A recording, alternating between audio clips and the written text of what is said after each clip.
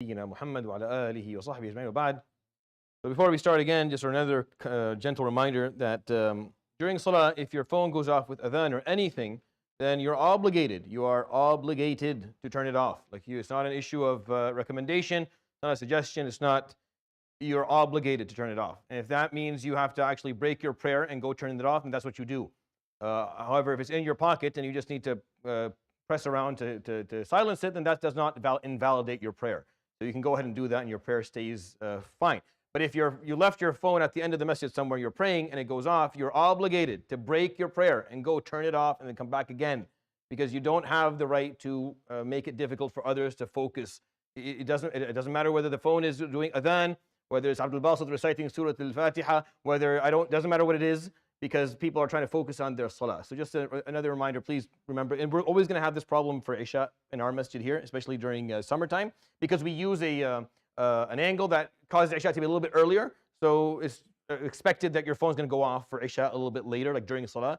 So just kind of try and remember to do that, Jazakumullah khairan, to make it easier for us to stay focused. Last year I said I'm going to try and get just one night out of the 120 days of summer, just one night where we don't have a phone go off, and I failed to do that. It didn't happen once. So this year, inshallah, I'm going to try and at least achieve a few nights where everyone's able to silence it and we can go through Isha without distraction.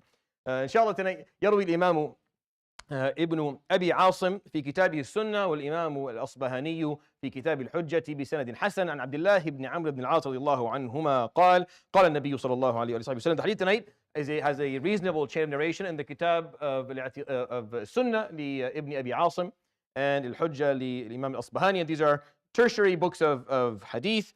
So not a lot of hadith that exist in them solely actually have any degree of authenticity, and this is something that you study if you learn if you study a little bit of hadith and mustalah, that these books are tertiary books of hadith. They are later books, so most hadith in them should exist in other books in order for them to be authentic. They very rarely will have a hadith in them that's only in them that is authentic, and this is one of them, which is why I'm narrating it. And this is the final hadith that I'm going to narrate within the theme of understanding Iman. Starting tomorrow, we're going to start a new theme, maybe something that we'll do for a week and a half, and then we'll obviously move on to talk about Hajj, because Hajj will be close, maybe 2 weeks into that. So I'm going to pick something tonight, inshallah, and then tomorrow we'll have a new theme to talk about. And I'm going to end this theme of understanding Iman, which took maybe 3 or 4 weeks, if not more.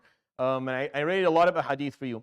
I tried to help everyone understand that Iman is more than just a general belief, just something that we abstractly accept, or an acknowledgement of a statement about the universe. No, Iman is an internalization.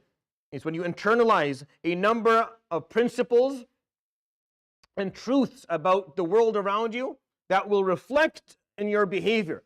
You're going to mirror that in the way that you live. So it has to be something that you internalize, as in it enters your subconsciousness, and then it reflects on your day-to-day interactions and on your behavior. That's what Iman actually is. It's something way more deep, much more profound and meaningful than just an acceptance of a truth. And that's what it's way more than that. That's why the words faith and belief in English don't really do Iman its due diligence. It does not do Iman justice at all, which is why I chose this theme. And this hadith where he says, عليه الصلاة والسلام, as Abdullah ibn Amr ibn al-Aas tells us, لا يؤمن أحدكم حتى يكون هواه تبعا لما جئت به. None of you will achieve a full state of Iman until their whims and desires are aligned with the teachings that I have brought.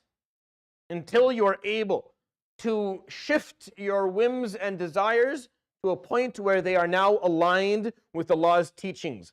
You see, that's not the normal state. The normal state is we all want to do things that are haram, but because we're told that we shouldn't, we don't, and we don't religiously, and we stay away from them, but a part of us on the inside will love nothing more than to do them. But we don't.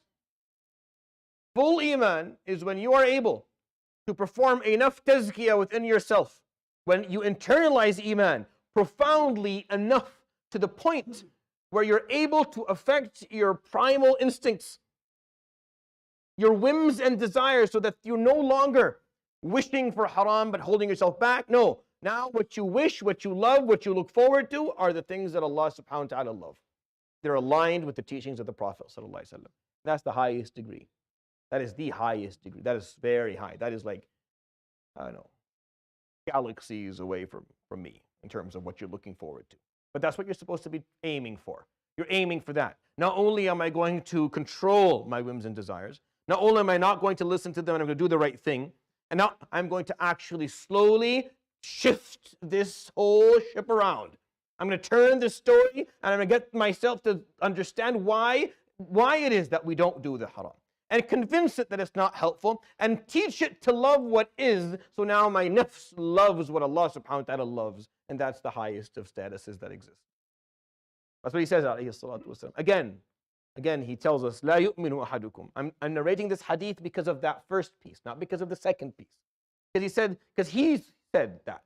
He chose, none of you have true Eman until 1 and 2 and 3, until you love Allah and His Prophet and Islam and Muslims, until حتى تحابوا, until you love each other. That's what he taught us, alayhi salatu wasalam.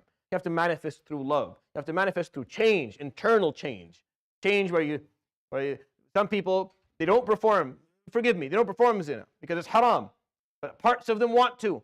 No, full Iman is when you're disgusted of it, when the concept nauseates you, when the idea of haram is just disgusting. You want nothing to do with that.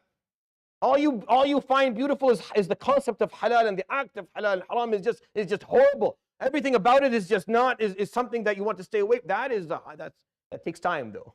To go from this to that takes time. It does. But that's what he taught, alayhi salatu wasalam, and that's what Iman is. And I hope that this theme has been of benefit, inshallah, to you. Forgive me if I made mistakes or said anything wrong. Inshallah, next theme we'll try and do better, and we'll start something new بإذن الله تعالى tomorrow, صلاة العشاء. يروي الإمام ابن أبي عاصم في كتابه السنة، والإمام الأصبهاني في كتاب الحجة بسند حسن عن عبدالله بن عمرو بن العاص رضي الله عنهما قال قال النبي صلى الله عليه وآله وسلم لا يؤمن أحدكم حتى يكون هواه تبعا لما جئت به. صدق رسول الله صلى الله عليه وآله وصحبه وسلم. سبحانك اللهم وبحمدك أشهد أن لا إله إلا أنت أستغفرك وأتوب إليك، وصلى الله وسلم وبارك على نبينا محمد وعلى آله وصحبه أجمعين. جزاكم الله خيرا، بارك الله فيكم.